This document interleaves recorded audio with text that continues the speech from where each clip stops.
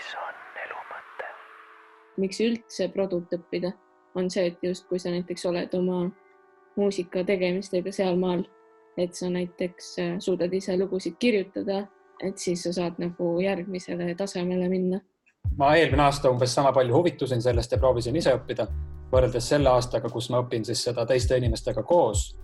Et no see on ikkagi nagu kordades kiirem ja põhjalikum areng. Võiks tulla produktsiooni õppima vabalt minusugune inimene, kellel on vaja natukene seda, et tal on deadline'id ja minu taustaga inimesele see on suht nagu rusikas silmaauku. Selle poolest siis, et ma õppisin lõpetasin otsakooli kitarriga ja mulle on alati meeldinud lugusid kirjutada ja laule ja siis see täpselt ühendas need kokku. Kursuse jooksul olen ma mõnes mõttes ennast saanud paremini tundma, et mis on mingid kitsaskohad, kus ma pean palju rohkem tööd tegema. Sa saad teada, mida sa peaksid teadma. Et selline üldpilt on nagu paika loksunud siin kursusel.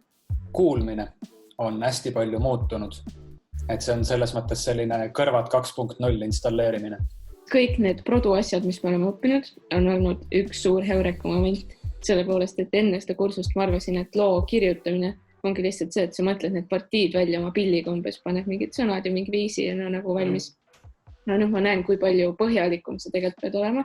Et lugu koosneb ka sellest, kuidas see on salvestatud, mis pildidega see on salvestatud ja kõigest sellest järeltöötlusest ja et kuhu sa need paigutad ruumis nagu mingi bännimine ja mingi automatsioon ja reverbid ja delay'd ja kompresseerimine. Ma enne isegi nagu ei teadnud, et need on olemas.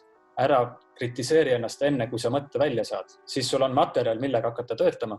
Mulle tundub, et see sama idee sai nagu eri õppejõudude poolt eri nurkadelt sõnastatud. Mida andis see, et olid erinevad õppejõud, oli see, et hästi erinevatest vaatenurkadest sai näha, kuidas keegi lahendab samu ülesandeid.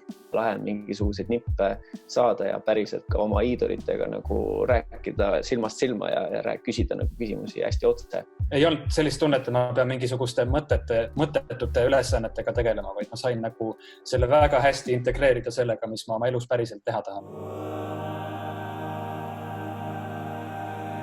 Selleks, et areneda, on vaja mingit asja väga palju teha ja selleks, et seda väga palju teha, on vaja mingisuguseid deadline või mingisugust süsteemi, mis ei luba sul asju tegemata jätta, kui sul ei ole enam tuju, et neid teha.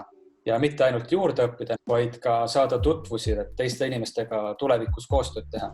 Nagu iga adekvaatne tunne on lasta enda lugusid teistele, et ei pea nagu absoluutselt häbi tundma selle pärast. Ja veel selline asi ka, et see õpe pole niivõrd akadeemiline ja kuiv.